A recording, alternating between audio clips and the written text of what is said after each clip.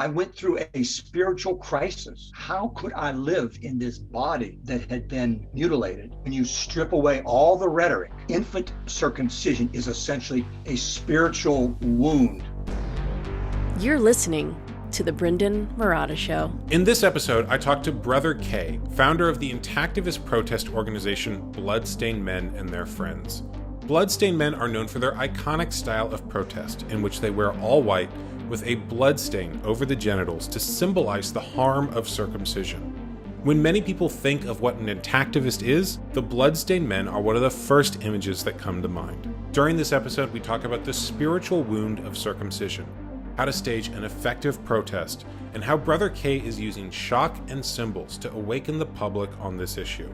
Now, here is Brother K. So, when you meet someone and they're exposed to the Bloodstained Men for the first time, or they're meeting you for the first time, or they're seeing a protest for the first time, and they ask, like, what's this all about? Like, what are you guys doing? How is it you usually introduce yourself or the group to them? I tell them that we're a group of concerned Americans who are trying to shock the public into awareness on this issue that so many people are apathetic or indifferent about because they've never thought about it, they've never read about it. Circumcision is one of those background cultural phenomena. It's unique. Actually, it's unique. I shouldn't say one of those. It's as you know, and I'm sure you have your own war stories. With all the things you went through, doing your movie and getting it broadcast, published. But I tell them that, we are here to shock the public. We're not timid about it. We intend to shock the public into an awareness that this issue matters, that human rights matters, that the genitals of a person, of a human being, matter. And it's insane the lengths that some people will go to not to talk about the penis when they're more than happy to talk about women, female circumcision, women's genitals. And usually the more eager they are to talk about female circumcision, the more remote they are from it. So you'll find a lot of American women, well, why don't you talk about female circumcision? We all know, everyone in this movement knows that the problem in the United States is not female circumcision. We know it's going on among some ethnic communities underground or, illegally. But that's a different issue than something like infant male circumcision that's going on openly, above board, in hospitals, in medical clinics. It's absolutely insane that the American medical community has normalized the genital mutilation of boys. It is absolutely, I think it's clinically insane, seriously.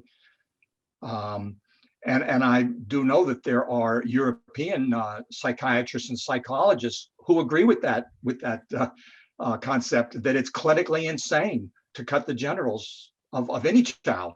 But in the United States, the problem is we're cutting the genitals of newborn boys. And so that's what I tell people. Yeah, we're here to shock you. We want you to go to our website. We want you to look at Doctors Opposing Circumcision. We want you to see the movie that was put out called American Circumcision, the Elephant in the Hospital on YouTube. We throw in the whole, everything, including the kitchen sink, at the American people. It's a crisis, as I've said so many times, and it remains a crisis. It's a daily crisis in America, in the United States. It is a daily crisis. When you strap down a human being and you cut off part of their sex organ, there is no more profound crisis in the life of an individual than that. And multiply that by 3,000 a day, which is roughly the number of boys, newborn boys, American citizens who are going through that ordeal, that trauma. It breaks my heart. And I know that people burn out on this issue and wonder why I haven't burned out. It's just not in my nature. to burn out on this issue. I take breaks. I had a lot of time off when I was raising my family, but now with the bloodstain, having discovered the bloodstain suit, I mean, I don't know what my antagonism would be like without the bloodstain suit, but when I saw that symbol, when Jonathan Conte brought those 7 bloodstain suits to New Orleans, and we put them on, I felt it. I knew it. It was a primordial truth that we were wearing on our bodies in a socially acceptable way in public, that you could show bleeding genitals and still be legal. The bloodstained suit, in the most profound symbolic way, shows the injured penises, the injured penis of a man, and the injured penises of a whole nation of men. So that's somewhat how I start out. I think there's a lot of really interesting things you said there. And one of the ones that stands out to me is the idea of shocking the public, or revealing to them how shocking this issue actually is. Because that is an aspect of the Bloodstained Men that both draws people to them and makes them really curious and wonder what's this about, and has generated a lot of interest in your group, a lot of media attention, a lot of people who want to join the protests. And it's also the thing that draws the most criticism, is the fact that it's shocking, and some people are drawn to that and curious about it, and some are pushed away by it, or not sure how to respond to it. But it sounds like for you, the reason that you've chosen a symbol that's very shocking, or a style of protest that's very attention getting, is because the act of circumcision itself is very shocking, and you're trying to highlight the actual shock through a symbol that represents that shock. Well said. Well said. Yes. Yes. Because it's so common, and because doctors and nurses, American hospitals, have normalized it with this. It's almost like I hate to use the word almost, but they have made it a religion, a medical religion, and they've wrapped it in all kinds of serious and pompous sounding words, and they intonate all these things about, yes, it will. If you ever watch a circumcision video with some of these doctors, they love narrating a circumcision. You get a feeling that they feel like God when they're doing this to a child.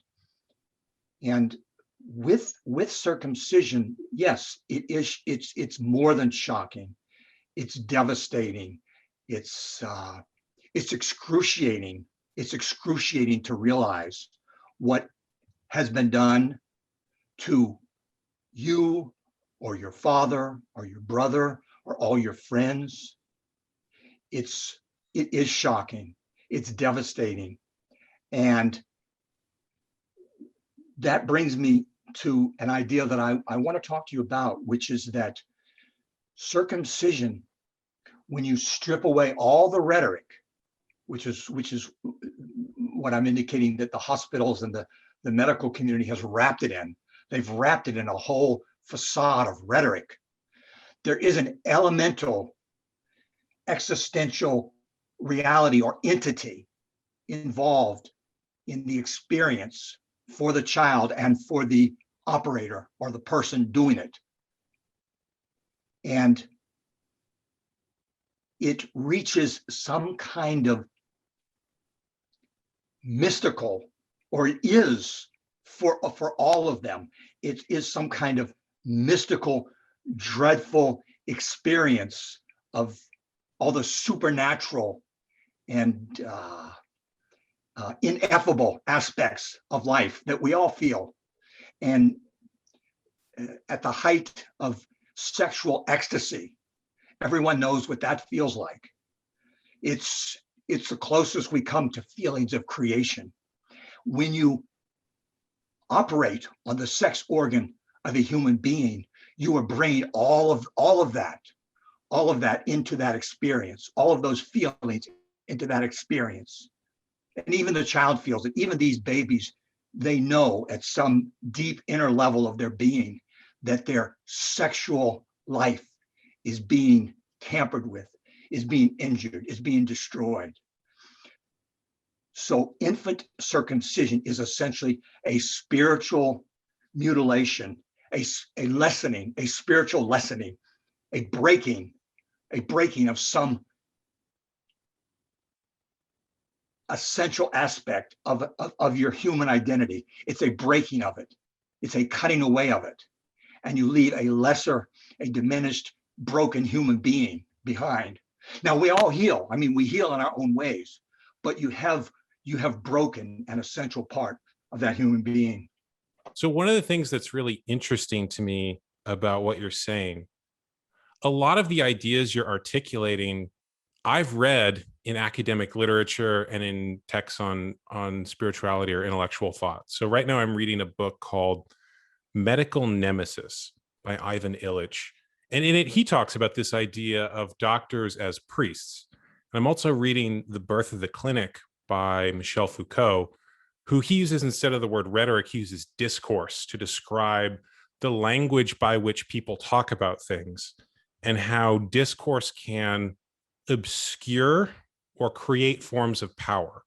And it sounds like what you're articulating is that on a primal level, we all have a natural response to seeing a child in danger or seeing a child harmed. And we also have a primal response, or maybe even a spiritual response, to sexuality. And so when harm is done there, there's a level of rhetoric and language required to obscure that harm, and that you are attempting to reveal that harm by going beyond language into a sort of symbol or performance art. And that's actually one of the things I wanted to ask you about, is how you adopted the name Brother K and what drew you to the bloodstain symbol and those sort of things, because that strikes me as a very visual representation of something that is obscured through language. And I think the language that you talk about this issue with is very interesting and different than some of the more academic speaking people who talk on this issue. So how is it that you came to the name Brother K and this particular symbol, and got involved on this issue in general? Okay, you had a number of questions in there, I know. so I don't think I can balance them all in my mind. So I'll start with my name, Sure. and then I'll rely on your memory to All right, I'll come back to them. to bring it back in. But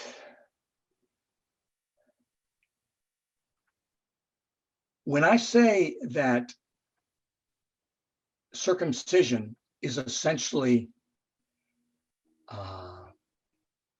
a spiritual wound to a human being, that's the reality of it. That is just the deepest reality of what it means to be thrown down and have part of your organ of life generation hacked at. What is done to a newborn baby's penis could easily be done by a pack of hyenas who selectively only went after the penis. That's the spiritual experience for the baby, that his penis is being attacked by a pack of wild hyenas. That's the reality of it. The baby has no concept that, oh, well, this is a doctor who's wrapped himself in all this baloney in order to stand above him and chop off part of his organ of generation. So there's so much going on when a baby experiences that injury, that wound, and then the subsequent suffering that he endures, and the identity that he then builds up, largely based around healing from that wound.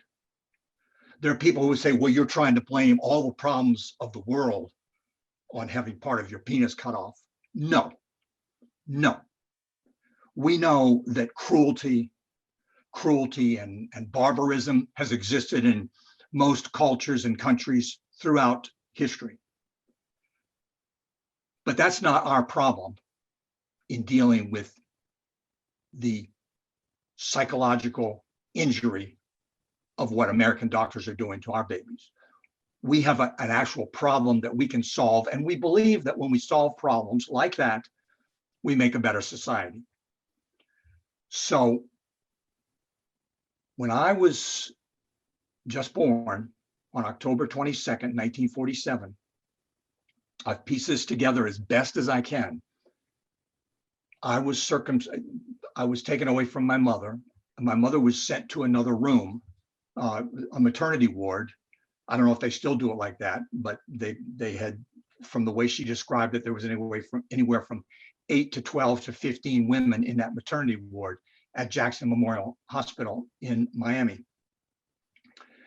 And I was taken and, as near as I could determine, circumcised within the first hours of my life. There was no, the circumstraint board had not yet been invented. I was born in 47, it was invented in 55. So most likely the way that I was circumcised was the doctor stood at my feet and went at my penis, from there, and a nurse stood over me and at my head and leaned over me, held down my legs with her hands, and simultaneously used her elbows to hold down my arms. Now I was fully conscious, so I'm looking up at this body of this, I want to say hyena, because to the baby, what is being done is essentially the attack of wild animals. It's alien to the mammalian culture for a child to perceive the attack on himself as from his mother. And that brings up a whole nother thing that we can talk about if we have time today. Sure. I think Miriam Pollack, which I'm sure you've read her article. So after that experience, I don't know if I passed. I don't think I did pass out. But several hours later, when they brought me into the maternity ward, my mother was, I guess all the women were staring at the door to see who was going to be brought in next. I mean, it sounds like a really strange way of giving birth, but that's what they did to all these women in this room, and they're all waiting for their own baby to be brought in. And when they brought me in to the room, apparently I was quite a sight. I had just been circumcised, and my mother loved telling this story later on, and she would always conclude it with, "And look how fine you turned out." But her first thought upon seeing me, apparently I was a frightful sight. She said, "Oh my God," she thought, "Oh my God, I hope that's not mine." Mm. And that was like one of those family stories she would tell, at almost every, Thanksgiving dinner. We heard that story several times growing up. Wow. Yeah. Oh my God, I hope that's not mine. It strikes me that the telling of that story must have had an impact on you as much as, or in relationship to the original wounding of circumcision. In other words, I'm certain that the original wounding of circumcision was intense, but then hearing that story over and over again, did you feel like that had any impact on you? At the time, not consciously, but clearly I remembered it. But boom, maternal bond broken. Yeah. Period. Maternal bond broken. And you've done enough work yourself to understand the significance of that statement. That is what circumcision does. It breaks the maternal bond, period. You cannot do that to a child and expect to, and in fact, I would not feed for 3 days after that. They became very, very concerned. Wow. About my life. I would not feed, period, nothing. And finally, after 3 days, they tried goat's milk, and I took that. At some point in my early adulthood, when I became aware of how devastating it was to lose part of my penis, it infuriated me. It enraged me. And that's not an uncommon feeling for men to have. I mean, it's a normal feeling. It's a normal feeling for a man who is aware of what's been done to him. And this is one of the feelings that men are expressing in bringing intactivism to the forefront in the United States. But how do you heal from that rage? How do you heal from that anger? How do you heal from it? I think that's a concern among a lot of the conservative forces, and by conservative I don't mean political, but the conservative forces of society or of the social order, who just, they are terrified of any kind of change. It doesn't matter what it is, but so that the conservative forces of the social order are to maintain the status quo, because it's what got us here, and it's dangerous to veer away from it. By my late 30s, as circumcision continued to enrage me and disturb me, and I had already protested against it at that point, which we can talk about that also. But I went through a spiritual crisis of epic proportions. How could I live in this body that had been mutilated at the core of my sexual identity? When I realized the fullness of the spiritual connection between the genital wounding and my existence as a person, my identity as a person, which is your name. They give you a name. The naming, circumcision in many cultures is when you are given your name or a name. And in fact, that's right there in Genesis 17, when Abram was circumcised and became Abraham. But it occurred to me that I could change my name as a way of rejecting the name, the circumcision naming that I had suffered, because I don't see them as separate. I see them as conjoined. So I like the spiritual connotations of brother and of Brother K. It just felt right. So I went to the courthouse and inquired about it, got the papers, published a notice in the local newspaper, that makes it clear you're not trying to avoid debts and whatnot, and appeared before a judge, and he granted my name change. And it represented and was a tremendous spiritual healing for me. And I can't imagine that I would be able to do this work without it. For me. It sounds like for you, the feelings that circumcision created were there from the beginning, and that your awareness of it, I mean, was there a moment in which you first became aware of it, or was it something that, since there was this family story, you were always aware of? No, I wouldn't say I was always aware of it. No. It was a gradual awareness. I can't say it was any one dramatic moment. One of the things I find interesting about your story is that it sounds like you're almost using shamanic work to try to heal and integrate this wound. So when in traditional shamanic work, people use story and symbols and things like that in order to change their psyche and the psyche of others. And a name change is something that in traditional cultures will happen in shamanic ceremonies to symbolize that you've gone from one identity to another. Interesting. And so a lot of the stuff that it sounds like you're doing is an unconscious reaching for things that traditional cultures have done for thousands of years, which is that they'll wear certain symbols, or they'll have certain names, and things like that, in order to shift the psyche of themselves and those around them. And it sounds like for you, there's also, because this is activism, there's an element of using those to shift the psyche of others. So I'm curious at what point you began not just wanting to work through or transform your own feelings around the issue, but transform the larger society.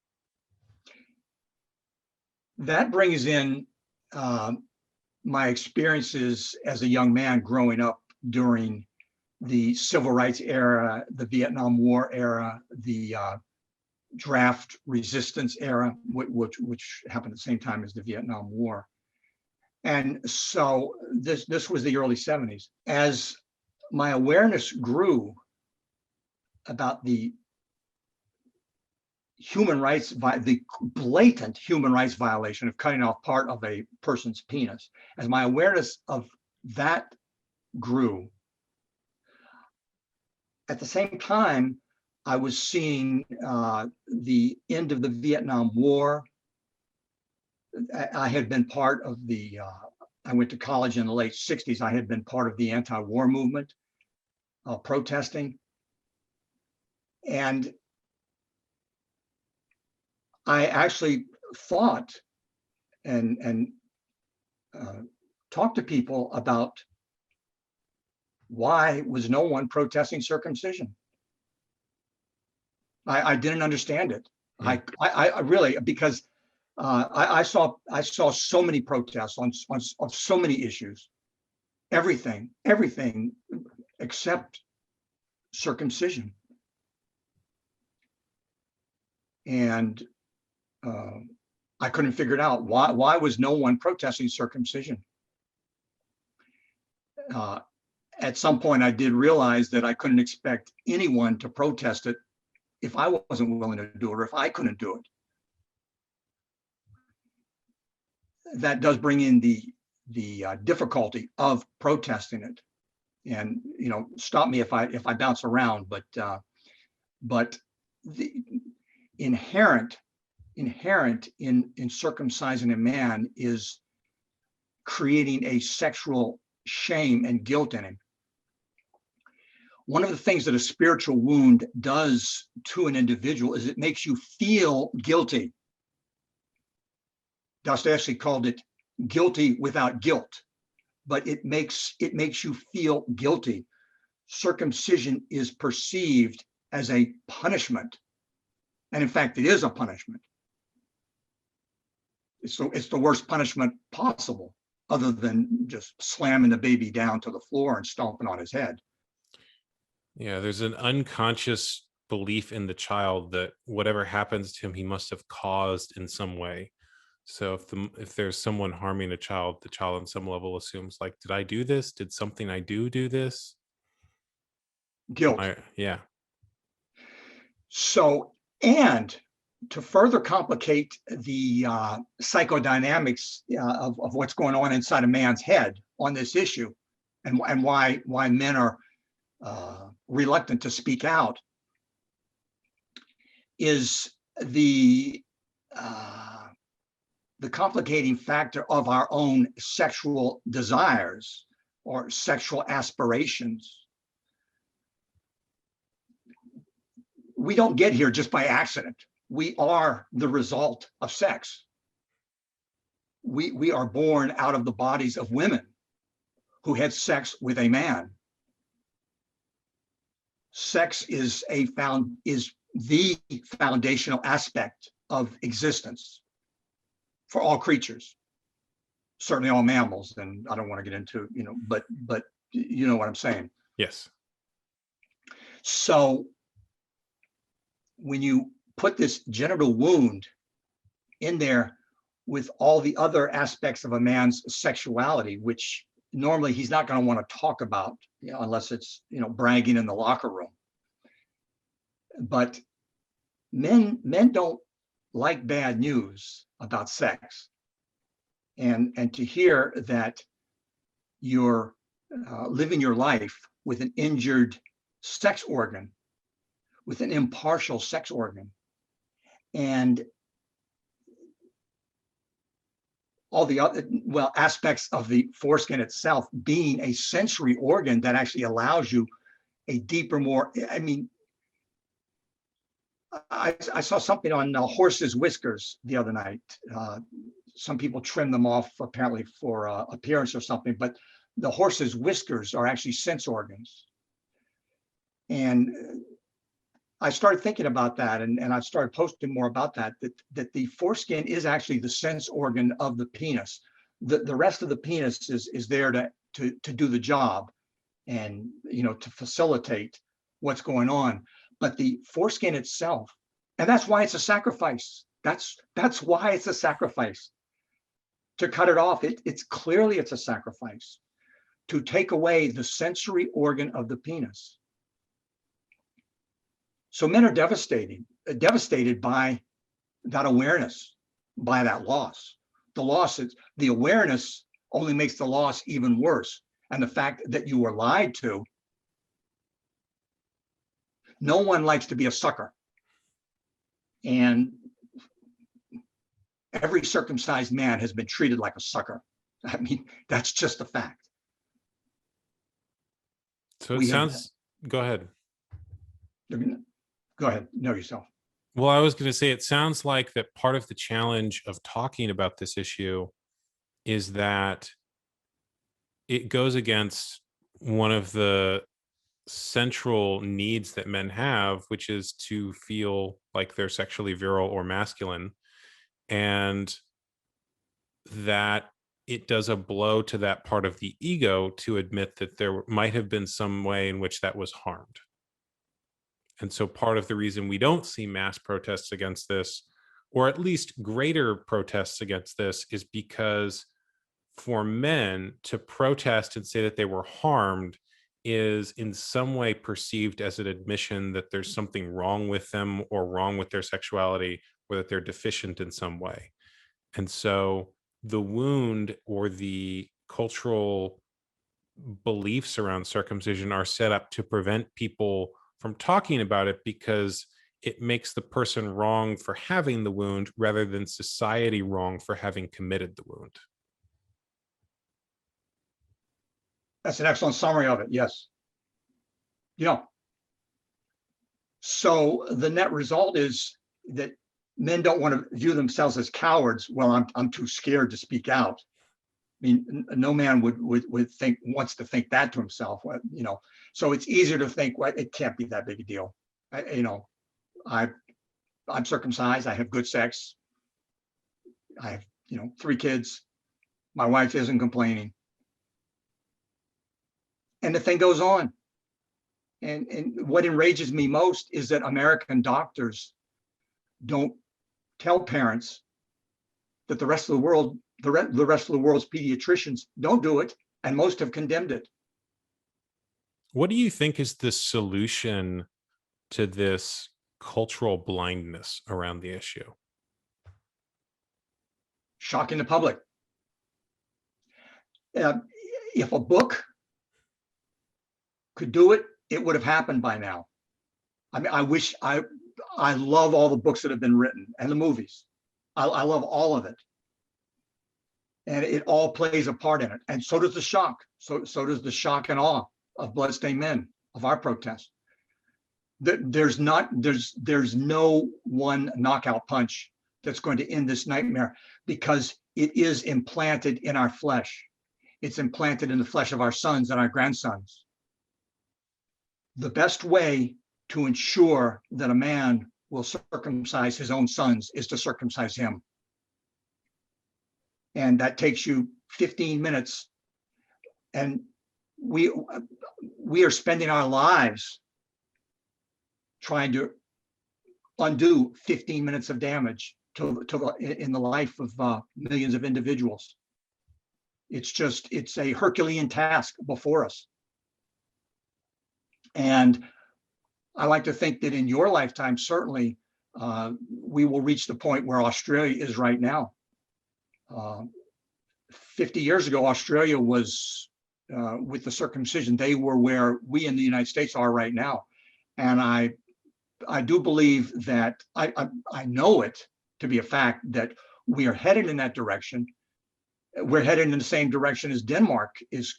Someday in the United States, there will be intact legislators and judges who will be debating what they're now debating in Denmark.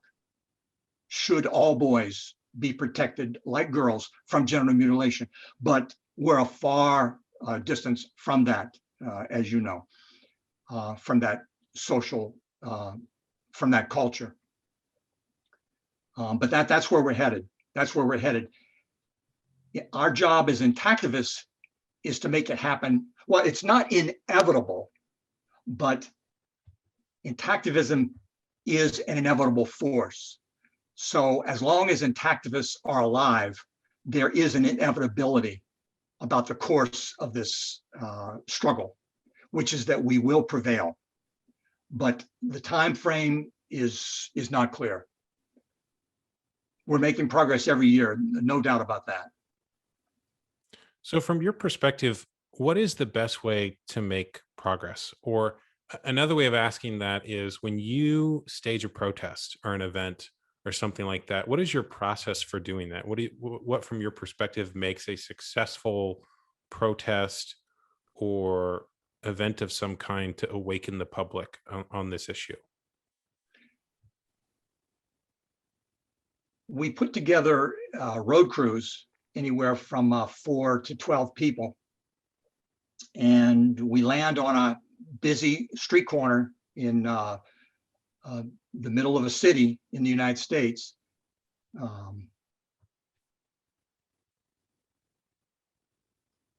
And we want as many people as possible to see our signs, our outfits, to talk to us and to take our information cards. The first thing that we really look to is having local people come out and join us. And they do. It always feels like the cavalry is coming, because we're 4, 5, 10 men and women, strangers in this town, and we're human too. We need support. We need to see support. We need to feel the support. And when we see local moms and their husbands and their children as they're walking toward us, and so often they'll be carrying signs, it is just such a feeling of happiness that we're not alone.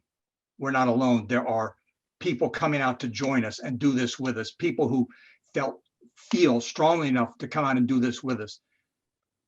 So that's the first thing that happens at a Bloodstained Men protest that I consider a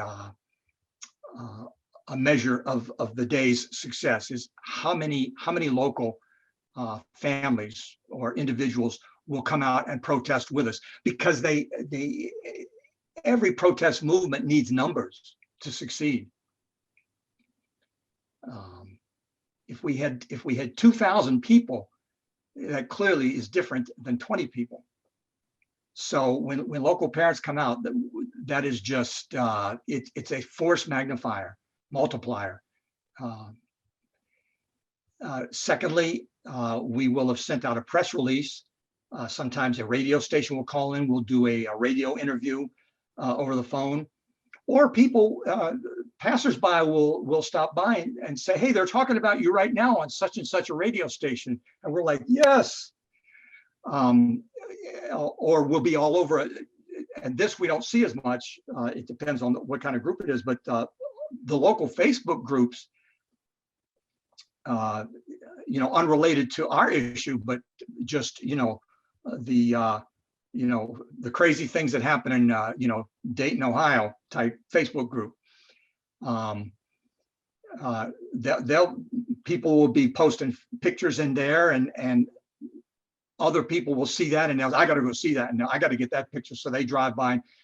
But at some point, we really appreciate it and are grateful when the mainstream media in that town comes out and interviews us, talks to us. We will have sent out a press release, and that's hit and miss. If the newsroom director, if the news director of that newspaper or that TV studio is a parent who has a circumcised child, they may or may not be open to covering our story. But so it's hit and miss. But as you mentioned earlier, we have had quite a bit of success in mainstream media coverage, including Time Magazine, which did a Super Bowl photo of us several years ago, the New York Daily News, the Daily Mail in the UK covered us. The Washington Times did a big article on the Bloodstained Men and the Intactivist movement. So clearly, and TV stations, the local TV stations, not just the print journals. But knowing that our protest has reached people who didn't see it, who didn't drive by it, that really inspires us. Because it's hard being out there. It's hard work. We're all volunteers. No one's paid, and a lot of the people who jeer at us can't believe it. They don't. Their experience in life is that no one does anything for free. No one has any convictions that would merit such activity. You have to be paid. And when we tell them no, we're all volunteers, some don't believe it. They think, well, who are you covering for? Who's paying you? And no one in Bloodstained Men gets paid. We are all volunteers. We protest for 5 hours. I usually try to go straight through without a break. And I think most of the others try to do the same. Some people might take a 15 or 20 minute, 30-minute break for a lunch. We pack some snack bars in our gear. But at the end of the day, at 3 o'clock when we wrap it up, we're on to the next city, and we'll be on the street the next morning at 10 a.m. So it's hard, but it's very rewarding knowing that we were seen, we were heard, and we did as much as we could in that city, and now it's on to the next city. So it sounds like for you, a successful protest is one where you bring shocking or powerful symbols of some kind that draws local support and gets media attention, both through social media and local, and maybe even sometimes national media, because of that local support. And the protest itself and the symbols and visuals and images from it extend beyond just that one physical event into something that people can share across the world and talk about. Yes, and we've even seen some of our African friends are doing protests, and I mean, the United States is just guilty of such fraud in 14, at least 14 African nations, and probably more. I saw another figure. Someone said that it's actually 20. There's just 14 official nations where we're promoting circumcision. The United States is USAID, the President's Commission on HIV, PEPFAR, and the CDC. It's an incestuous relationship between all these bureaucratic entities that want to circumcise the American people. In my opinion, the reason for the American Crusade in Africa, of course, these circumcision fanatics in the government bureaucracies do want to circumcise all men. They do want to spread circumcision. But I believe their chief concern is using Africa as a testing ground for what propaganda works so that they can bring it back and use it in the United States against our people. And in fact, that's what they've done with the HIV. They did a crooked, unethical, rigged experiment on African men on circumcision, and then use those results. And you'll find it on most of the major medical websites now in the United States, citing the African studies, fraudulent African studies, as reason to circumcise your baby boy in an American hospital. So, in my opinion, that is the ultimate incentive for them to put so much effort into their African circumcision crusade, is to use it against the American people as evidence to support continue perpetuating the circumcision of our sons in the United States. I know that's not the question you asked me, but like they're all related. I might do an entire episode just on that particular aspect of the issue in the future, which is why I was hesitant to get too far down that rabbit hole now. Right, and you can edit it out of this broadcast if you like, but there's just so much in this issue, Brendon, and I know you dealt with that yourself with the movie. Just how do you talk about something so massive in a coherent and easy way, in a way that can easily be digested? Well, that's one of the things I find really interesting about your work, is that you have found a way to talk about a very large issue through visual symbols. And there's that saying that a picture is worth 1,000 words. And so if you have that much that you want to say, the right symbol can communicate it very quickly. And so that's one of the things I was curious about with this symbol of the bloodstained men, if that was something that, I mean, you said you just sort of, when you saw it, you put on the bloodstained suit for a protest, that you just intuitively knew this is the symbol. Is that something that I guess I'm curious if there was a way that you knew, or if it was just an unconscious knowing.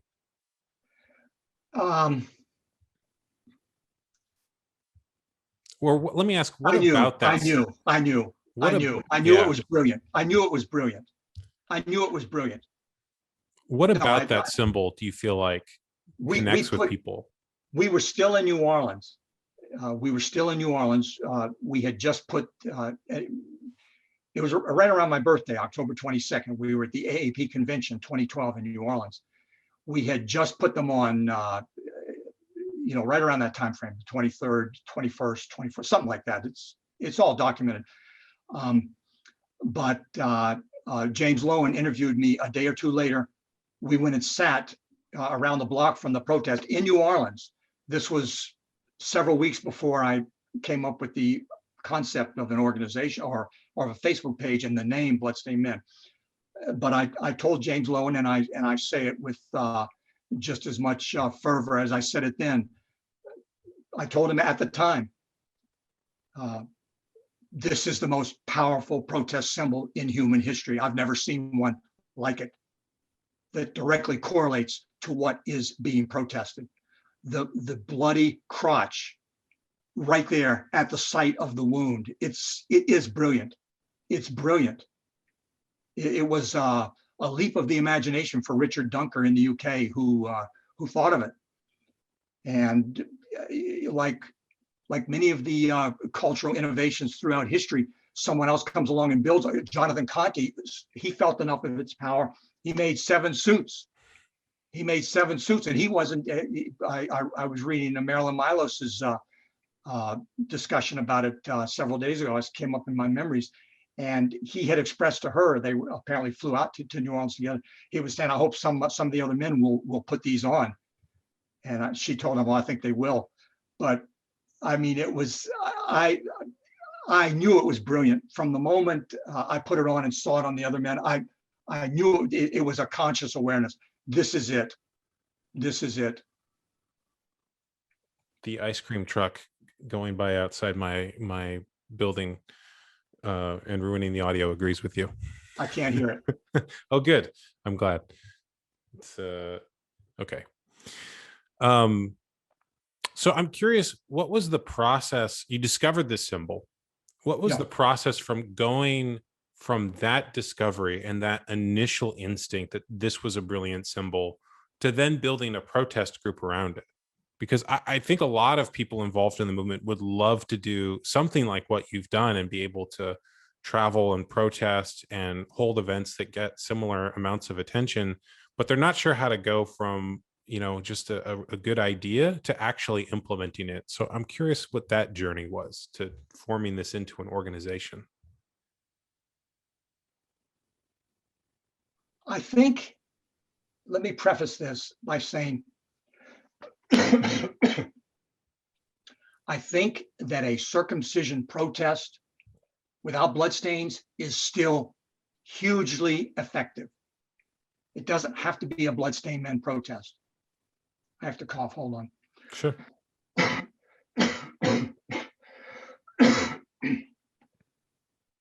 I think families, moms, dads, children in your local community, if you get together, you make your own signs. I mean, I have just seen brilliant signs that parents make, and they don't have to be complex. I mean, his body, his choice.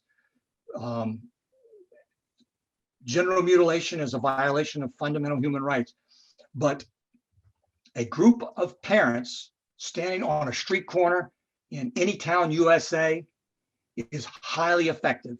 And if you do that in your city, or if you don't want to do it in your city where your next door neighbor might drive by and start gossiping about you, do it in the biggest city 10 miles down the highway. Go to the big city next door. Do it there. Let the press know that you're going to be there. Call up the TV station, call up the newspaper. Sometimes I saw them cover a protest in Illinois several years ago that happened just like that. But having said that, for me, when I left New Orleans after the AAP convention with this bloodstained suit that Jonathan Conte made, with this bloodstained suit in my suitcase, flew back to California around October 25th or so, knowing that there was a new way to protest circumcision and that I was going to do it. I knew that.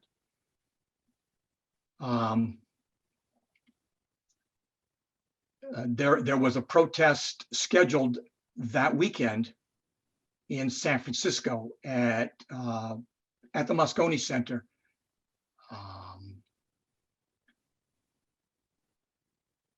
There right around that time, well, I shouldn't say right around that time. At that time, began a debate about the bloodstained suit. And some people thought that it should be put on a shelf and saved for special occasions. They said, well, people will get used to it. Too many people, it'll become commonplace. And I said, no, because at every protest, you've got different people passing by every day. It's not the same audience. It's not the same group of people. But so there were a lot of debates on social media about the advisability of wearing a bloodstained man suit for protesting.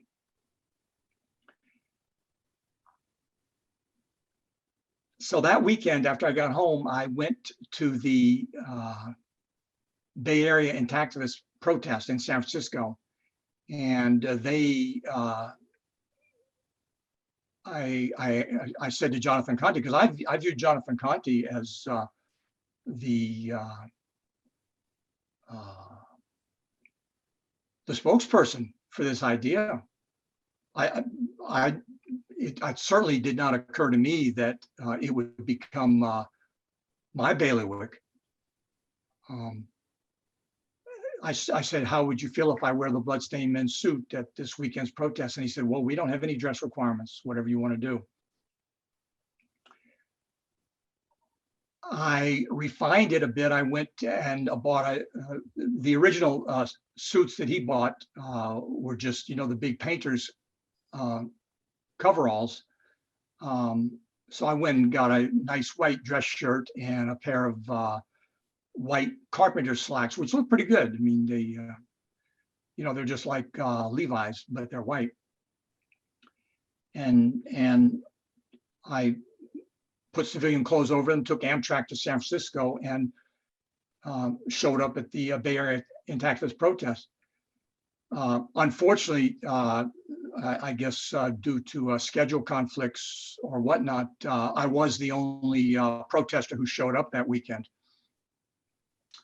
And I put in a lot of hours there, and a young, ambitious doctor, I can't remember his name now, but he took my picture and was, I mean, he had high praise for it, and he tweeted it. I think that was the first social media tweet for Bloodstained Men. And there were two back-to-back days of protests there. I think it was the deans of med school, something like that. But another dean of a med school, he took my picture and he said, "I'm going to send this to my friend. He's a pediatric urologist," and he said, and he tells me about I want to say he told me that half his business is doing reconstructive, but it shocked me that in retrospect, I don't know if he said half, but it was a number approaching half. It might have been a quarter of his, but we know that that's just the fact of life for pediatric surgeons in the United States, that a great percentage of their business is doing penis reconstruction, reconstructive surgery on babies because of circumcision. So after that weekend, seeing, and of course there were a couple of doctors that gave, a couple of those doctors cursed me out and gave me the finger. Doctors. It's so funny to me when people talk about how, oh, we have to behave, it's funny to me when people make comments about intactivist protests not appearing in the way that they would prefer that they look, and then have nothing to say about doctors who walk by those protests and use curse words and body shame people and make foul comments. So it's interesting to me that from the first protest you did with the bloodstained suit, that was present, that sort of polarized reaction where there was, it sounds like, one doctor who loved it and said, "I'm so glad someone's talking about this," and shared it on social media. Several. And then there were others who were just very triggered and had a very different reaction. Oh yeah. But again, that was extremely reinforcing to get that much support from doctors at the convention. And it continues to be that way. We have a lot of trouble. Well, I shouldn't say a lot of trouble. It's nigh impossible to get them to go on record at convention protests. But we get a lot of silent support or behind the scenes support from doctors at the medical convention protests. So they'll say, "I love what you're doing. Don't tell my peers." I can't say it though. Don't quote me. No pictures. Well, okay, but we're on a podcast. It's out there now that there might be behind the scenes some doctors who support the Bloodstained Men. We're not saying that there are, but there might be. So after that weekend of solo protesting at the medical gathering at the Moscone Center in San Francisco, I did that 2 weeks in a row. So there might have been 2 weekends in a row. So we're now on the first week of November. So my birthday was October 22nd in New Orleans when I first wore the bloodstained suit. So now about 2 weeks later, we're now in the first week of November. And I came home here to Davis after 2 weekends of successful Bloodstained Men protesting in San Francisco. I had been active on Facebook already at that point since earlier that year.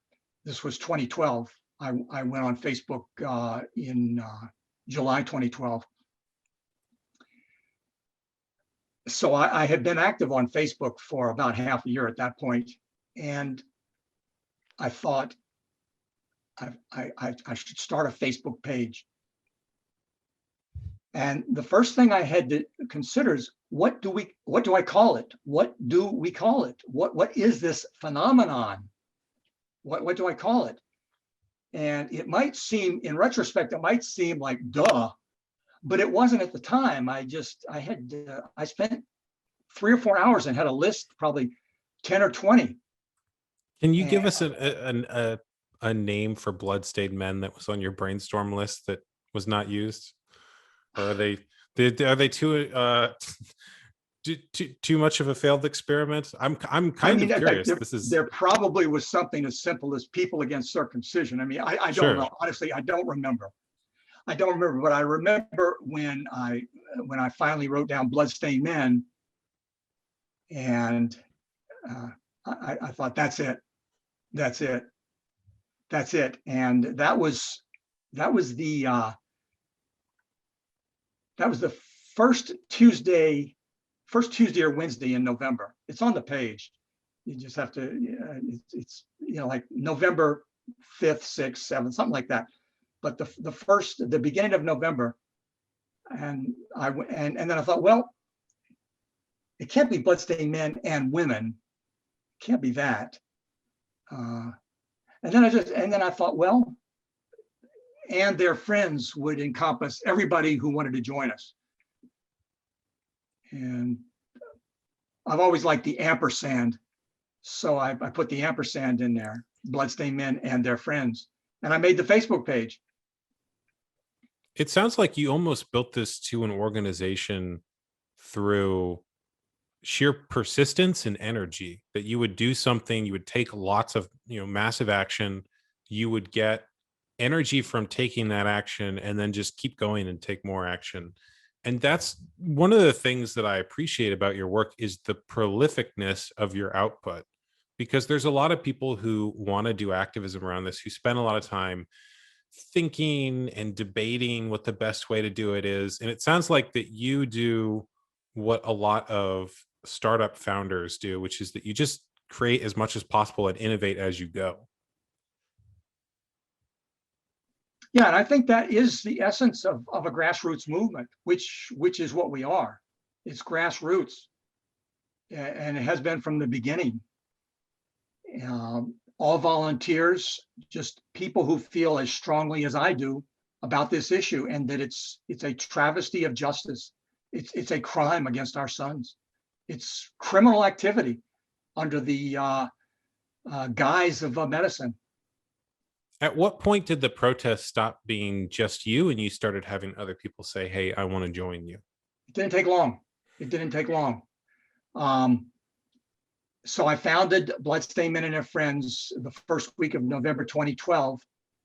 The first week of the next month, December, we actually did a Bloodstained Men protest at the California State Capitol. And we had men and women and children come out there to the California State Capitol.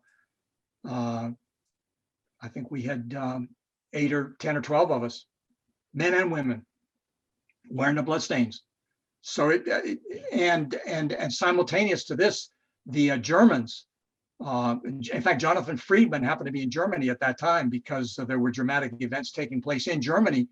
I believe 12/12 became a day of darkness in Germany. I believe it was the day that the German parliament passed a law, 12/12. Yeah, I believe it was December 12th, but it was right there in early November 2012. The German parliament passed a law that essentially avoided the decision earlier that year by a Cologne court that infant circumcision was bodily injury and illegal.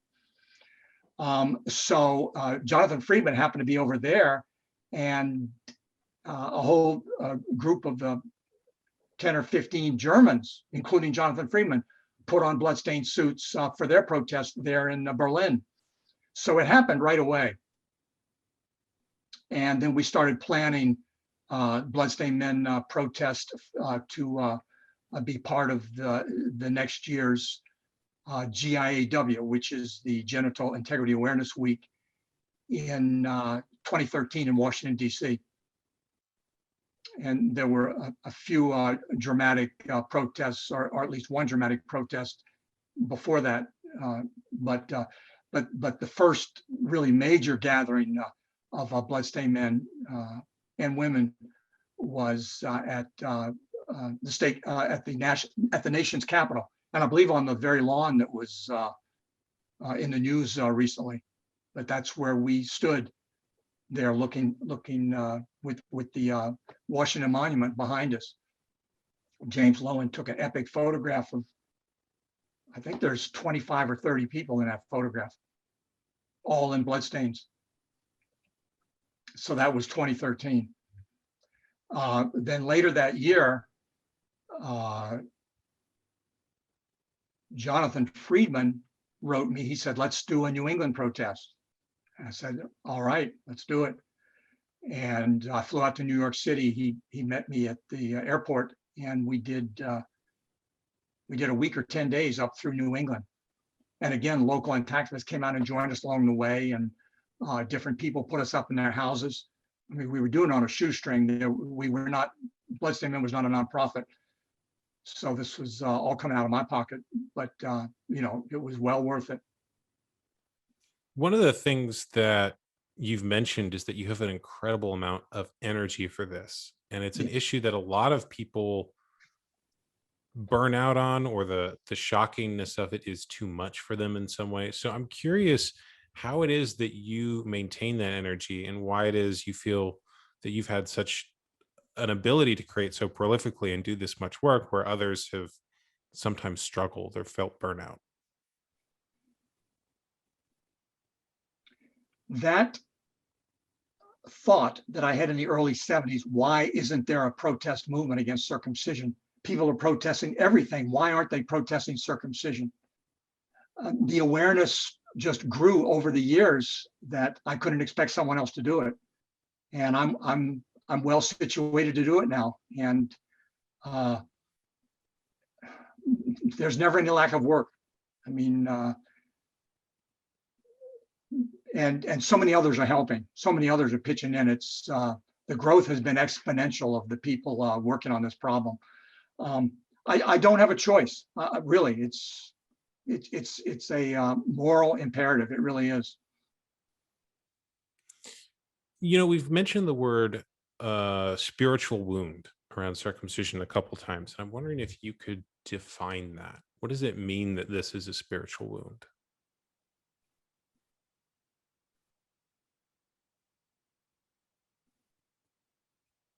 We all get one life. It's axiomatic, but true. We get one life. If we're lucky, we get 100 years or more, or maybe a little bit less. But we get one life.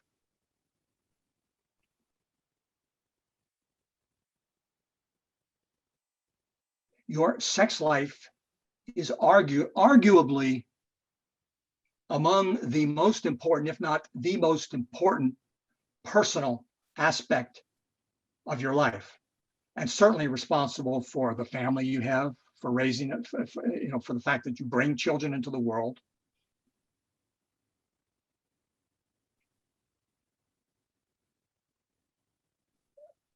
Life, even for people who have no religion, life has a mystical or a spiritual, some sort of transcendental aura or aspect that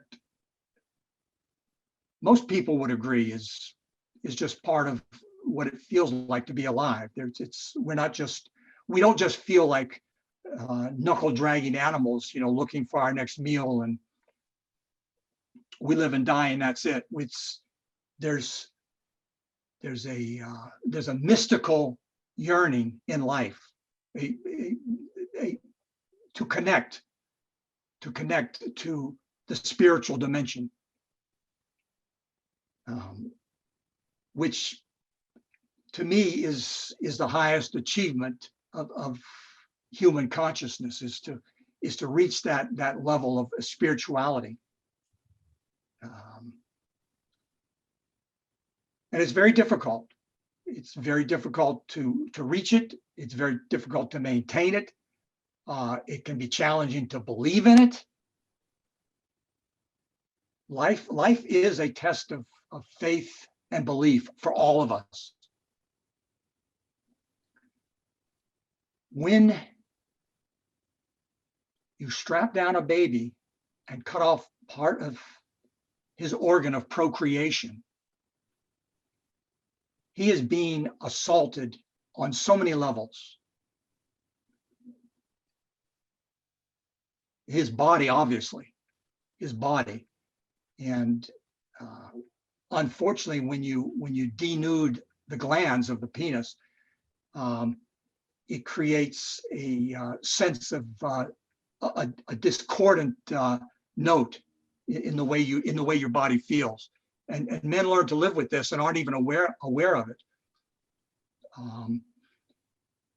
But the body is rendered, you are rendered uncomfortable in your own skin when your penis has been stripped of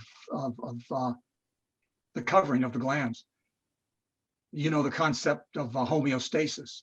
There's a psychological comfort to being alive when you're warm and well fed and you're with friends. There's a psychological comfort that we all know and obviously treasure and seek, and we want to repeat it on a daily basis. There is no psychological comfort in having part of your penis cut off, and that psychological discomfort extends all the way to the bottom of your soul. I don't know how else to say it other than it is a spiritual wound. It hits at the very core of your existence as a human being, leaving you uncomfortable in your own body and spirit.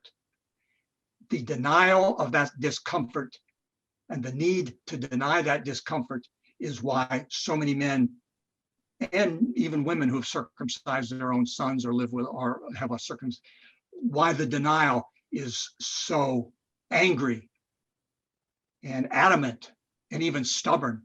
Intactivists are always surprised by the level of resistance and denial that we meet, but it's because the wound goes to the very essence of our humanity, of our spiritual, of the spiritual aspect of what it means to be a human being and not just another knuckle dragging animal, sniffing about for our daily bread.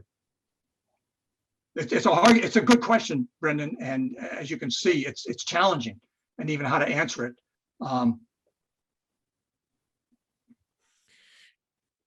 It strikes me that is part of the reason that you may have chosen the visual symbol you have, is that a lot of that is encapsulated in the idea of the blood stain. Is there anything else that you want to talk about this issue that I haven't asked about, that you think we should, or that we haven't explored yet? I know there's always more that we could explore, but if there's something in particular. Right. Well, what you say, the blood stain. The blood stain does capture exactly what is being done to men, and in the cultures that circumcise women. But interestingly enough, we are putting up billboards across the country, and we've been very fortunate to find a billboard company that will deal with us. We had several billboard companies that said, we will put up your text message, but we can't put up the image. Wow. They would not put up the image. So the image is powerful and probably merits an entire book. It's so complicated. I mean, in all its dimensions and what it represents and what it stirs up in people and in the people who wear it. So I should ask, what is it you feel when you wear that symbol, or that others have told you that they experience? Because it sounds like for you, things like the change in your name or the use of a particular symbol have a psychological and spiritual component to them. And so I'm curious what you experience around that. Vindication. Vindication that it matters. That the suffering matters, and revealing the suffering, that it matters. And that it helps others when you are willing to reveal it. What happens when you reveal it in that way? What is it you think changes or occurs? People want to be part of it. People want to think, yes, I can do that too. I can say that too. I can think that. People people don't want to view themselves as cowards or as Mhm. meek on an issue like this. People inherent to living, to surviving is courage.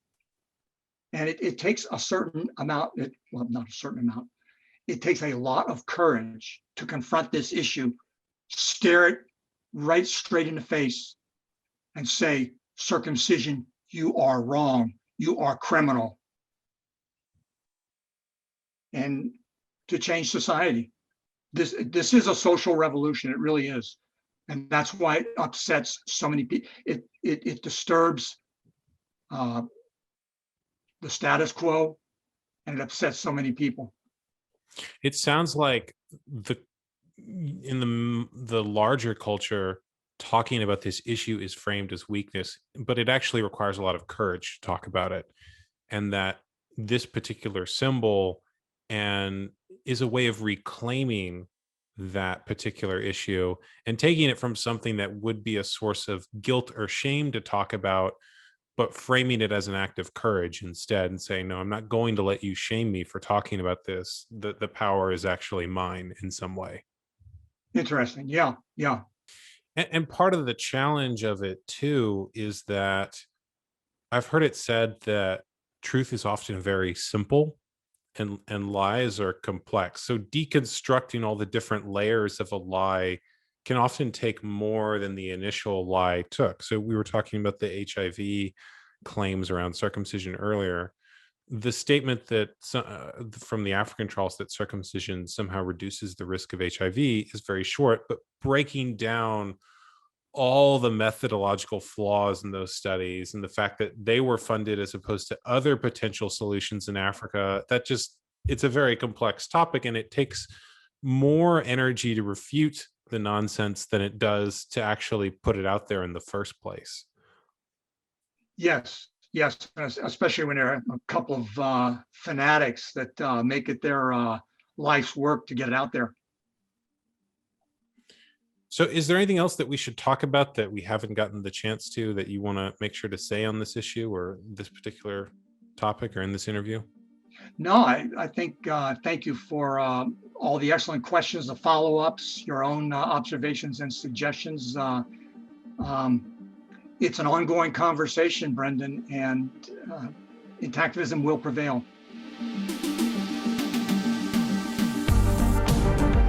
Thank you for listening to the Brendon Marotta Show. If you liked this episode, please share it with someone else who would also like it, and then go on whatever platform you listen to the show on and leave a positive review. If you want to support the show directly, go to brendonmarotta.com/show and subscribe there. Paid subscribers get special unreleased bonus material and live events that are only available to them. Once again, that is brendonmarotta.com/show. Thank you for listening, and I will talk to you all later.